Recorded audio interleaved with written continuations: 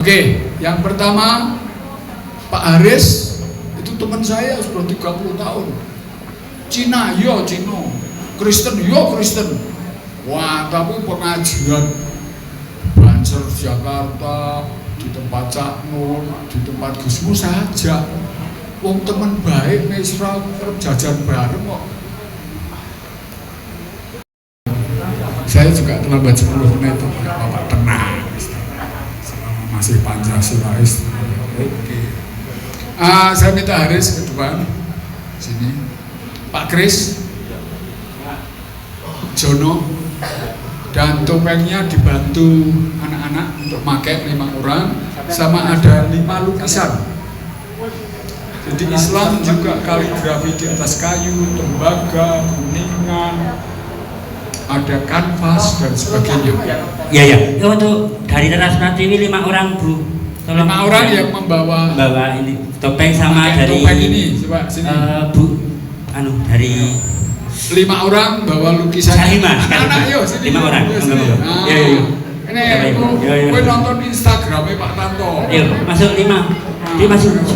Sini ini. 5 orang yuk monggo. Dekat Pak Kris. Ini. Kemarin. Ayo Mbak Ana sama Mbak Devina, Mama Mbak itu. Yo, dipegang. Ayo. Masing-masing 5 orang. Dilihatin gitu. Yuk agak cepat, 20 menit.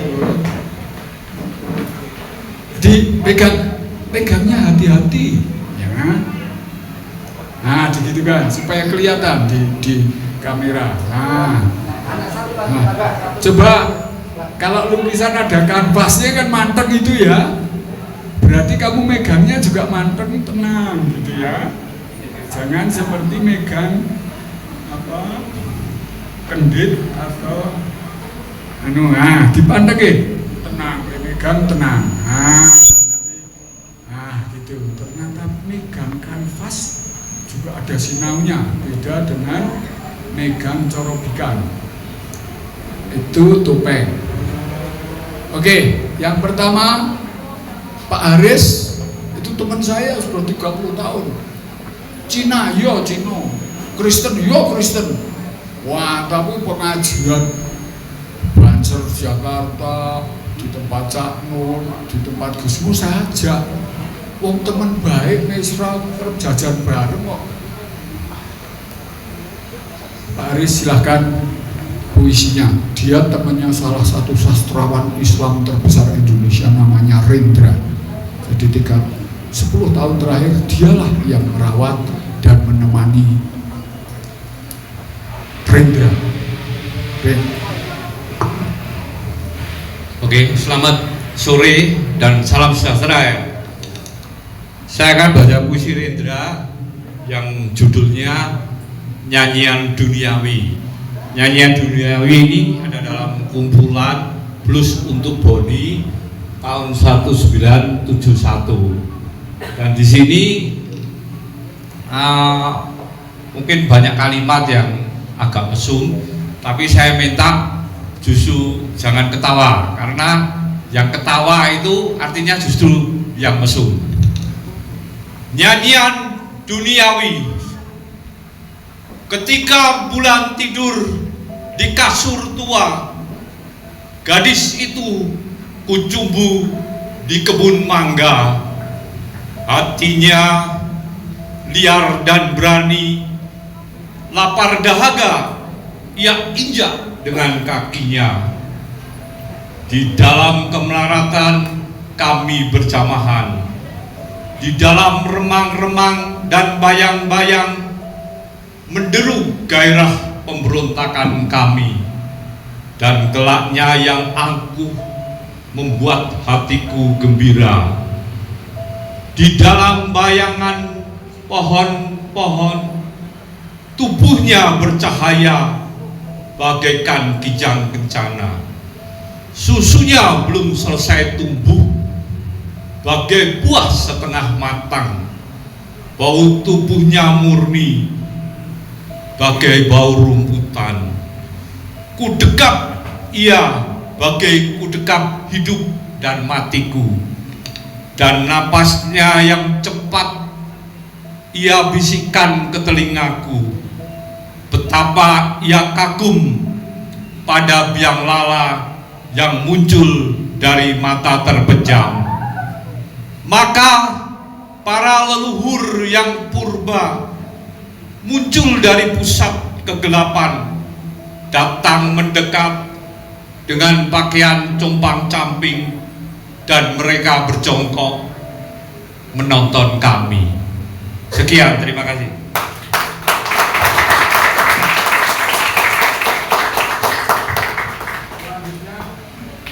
Selanjutnya saya mohon Pak Kris atau istrinya atau dua orang menjelaskan. Ini Pak Kris Kristen juga, tapi melukis di atas kanvas, kaligrafi dan ayat suci.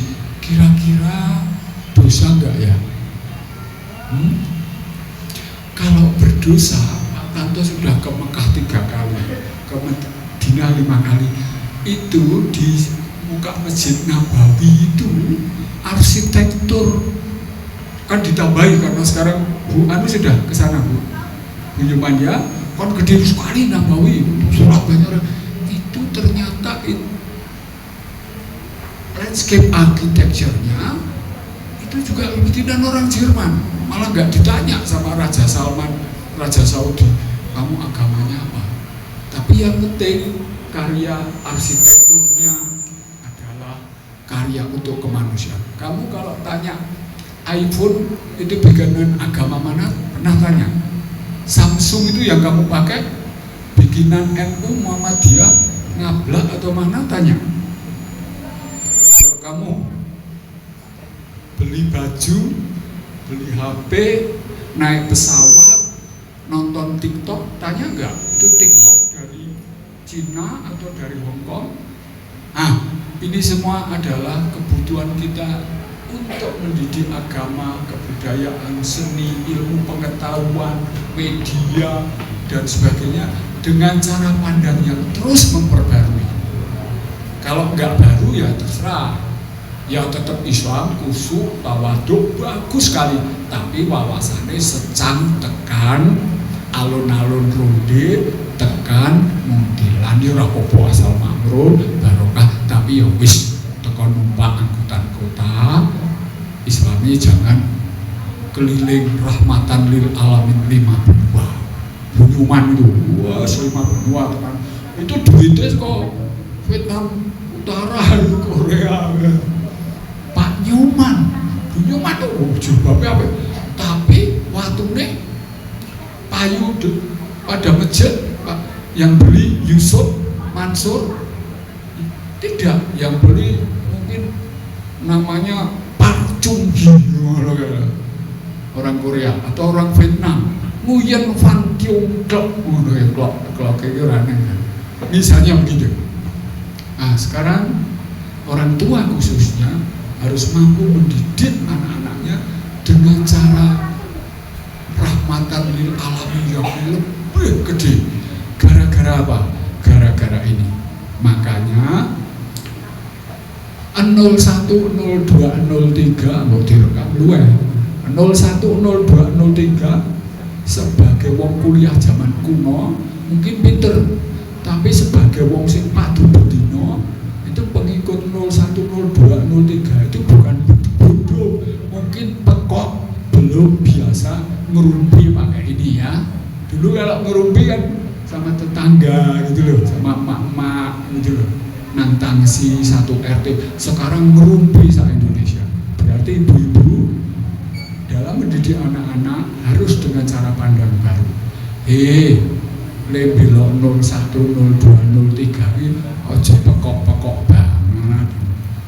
Misalnya, saya kira dari saya, sekarang Mas Kris silahkan menjelaskan ini.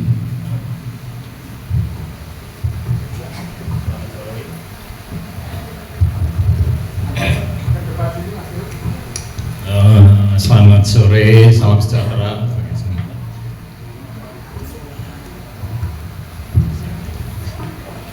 Ini merupakan karya kaligrafi kolaborasi berdua saya dengan istri saya Gina.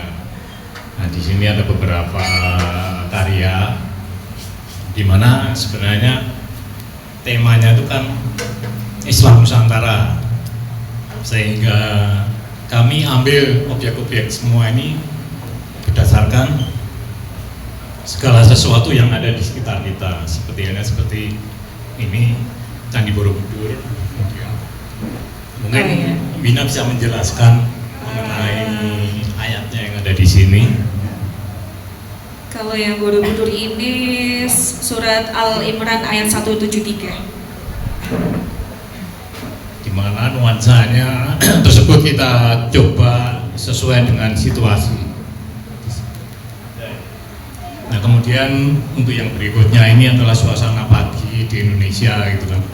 Kemudian ada seorang petani sedang berjalan di pagi hari, di mana kami menggabungkan dengan satu ayat. Mungkin Bina bisa jelaskan. Kalau nggak salah tadi surat An-Nur ayat 35. Allah is the light of the heaven and the earth. Heaven and earth ya. Kemudian yang ini adalah Chenghu. Chenghu kan terkenal dengan penyebaran agama Islam. Nusantara, tapi Nusantara. dia Chinese, Tionghoa. Tapi dia Chinese, dan ini kita gambarkan bahwa seolah-olah ada roadmap peta yang tergulung sampai ke pesisir. Ini kita wakilkan dengan batik pesisir. Kemudian yang berikutnya adalah itu Al-Hujurat ayat 13 tentang Tuhan menciptakan kita sebagai laki-laki dan perempuan, walaupun berbeda-beda bangsa dan suku, tetapi harus saling kenal mengenal, saling menghargai satu sama lain. Ini digambarkan dari Pulau Jawa, diambil batik Cirebon, dan yang ini dari Pulau Bali, batik Singobarong. Terus ini kita ambil dari Pulau Daya Kalimantan, digambarkanlah seperti itu. Kemudian ada satu semacam batu prasasti ya, yang terukir kaligrafi seperti itu. Kemudian yang itu adalah Semar, di mana khas sekali akan pituturnya di Kejawen gitu ya. Kemudian kita gambarkan di latar belakangnya adalah Gunung Merapi dengan ada satu gunungan layang di situ. Surat Yusuf 12 ayat 4. Mengenai Allah ya kalau di Islam ya. Allah sebaik-baiknya pelindung, Maha Penyayang dari para penyayang. Begitu kurang lebih lukisan kaligrafi kami buat.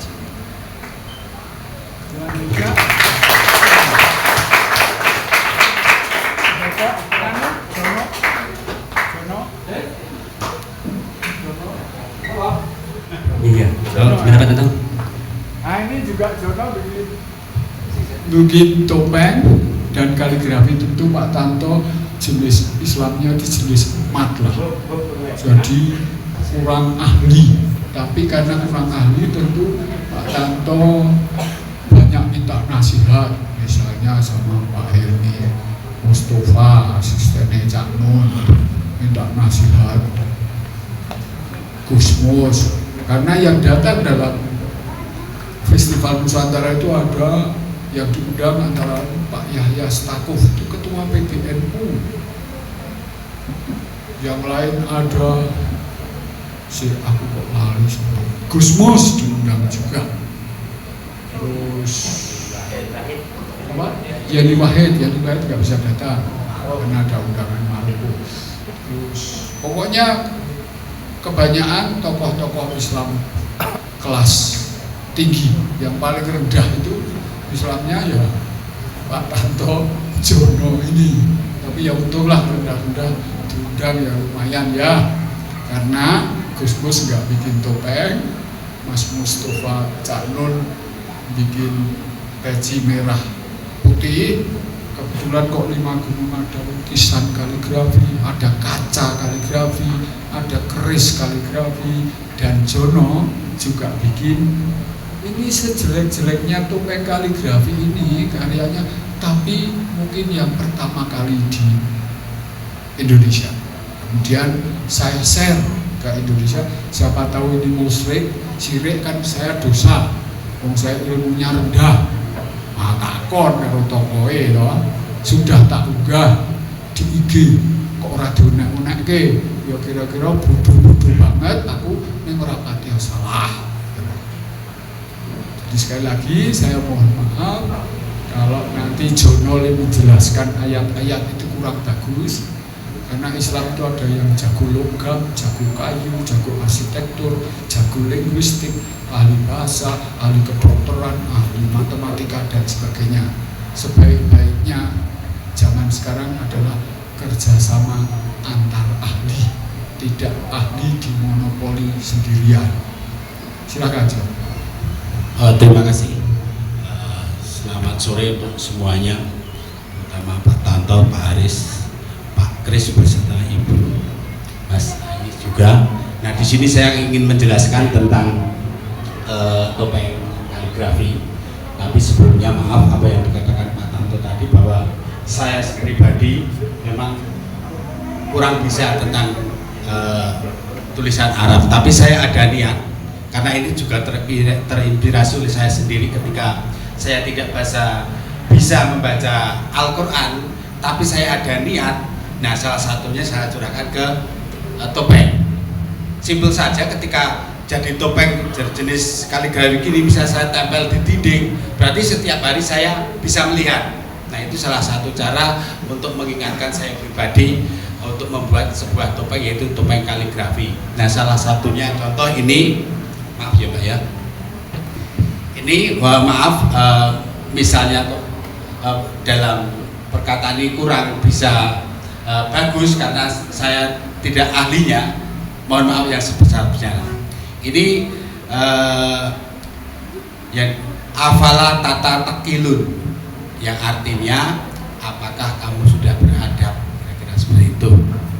Nah, maka saya menjelaskan ini sedikit-sedikit aja, nanti yang sudah saya jelaskan mohon dipakai Pak ya, langsung saya dipakai Pak, dipakai. Bisa kan? Nggak bisa ya, oke. Yang satu, nah kalau yang ini saya tidak hafal dengan artinya, tapi hafal dengan hurufnya.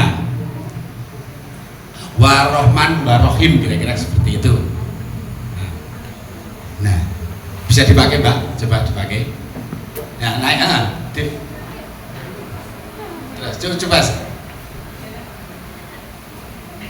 Nah, jangan sampai ke bawah, ke atas. Ya, kira-kira gitu. Dan kemudian yang satu adalah afala tata badarun, yang artinya apakah Anda sudah berpikir, kira-kira seperti itu.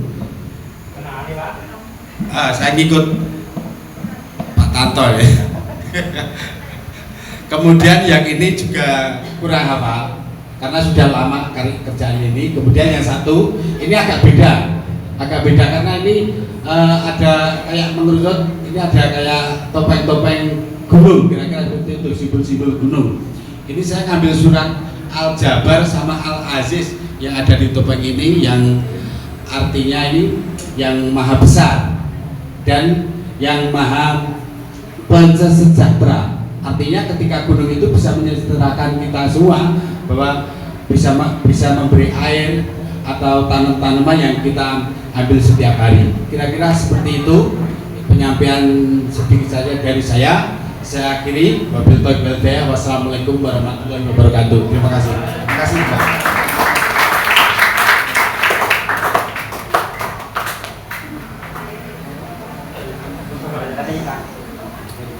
Pembawa acaranya ngilang ini. Pak Tanto, enggak, ikut dilanjut. Mas Zaki, tolong Ya. mengisi berapa? Oh ya, pendek aja. Satu ya. Ini Mas Zaki punya sanggar. Dia juga kuliahnya di IAIN ya, UNY jurusan agama, jurusan Kusum apa jurusan sastra Indonesia bagian Arab? Enggak. Ya, di luar ada perpustakaan, dia tergerak dan peduli pada lingkungannya, anak-anak muda diajak kegiatan macam-macam. Silakan Mas. Selamat sore, salam hormat, salam kenal. Saya Regi Zakia dari asli Rosbudi Luar. Saya akan membacakan satu puisi berjudul Aku Adalah Debu yang saya tulis ketika belum genap usia 18 tahun. Ada metafor diksi tentang sungai, kali, dan gunung-gunung, dan tentunya itu adalah asosiasi dari kali-kali yang berhulu di Merapi dan juga gunung-gunung yang berada di seputaran Jawa Tengah dan Magelang.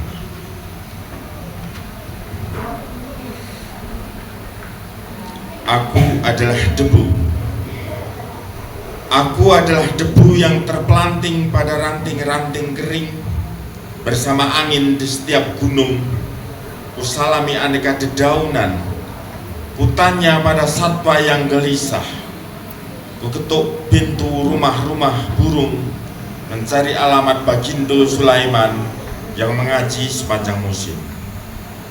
Aku adalah lumpur yang terbawa arus pada batu dan lumutan bersama air di setiap kali. Kusalami pasir dan cadas pada tumpukan sampah yang menggigil. Kuketuk pintu rumah-rumah ikan, mencari bermukimnya Bagindo Hilir yang mengaji sepanjang arus. Aku adalah segumpal darah yang tercacah di sepanjang jalan yang kumuh, pada bumi yang pecah dan langit yang robek. Ku genggam keteguhan batin ini dengan tangan yang teramat letih, sementara hati yang tanpa kepastian ingin menambah dosa-dosa bersama daun-daun kehidupan yang rontok dan membusuk untuk tempat berpijak sementara. Aku adalah debu dan segumpal darah yang menyatu jadi lumpur bersama angin dan air yang bergelandangan sepanjang musim, sepanjang arus, mencari alamatmu untuk mengaji, menyimak Bagindo, Hilir, dan Sulaiman di gunung-gunung dan di dasar sungai-sungai. 1998. Terima kasih, selamat sore.